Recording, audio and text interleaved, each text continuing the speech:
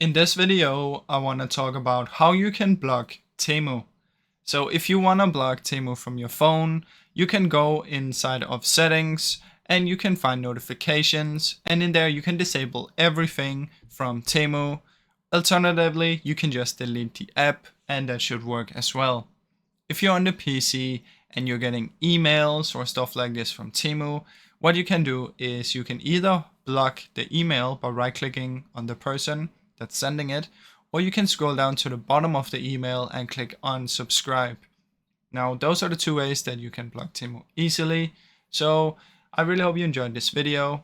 If you're getting ads from Temu, you can download some Google extensions called block sites, and you'll be able to block sites from in there.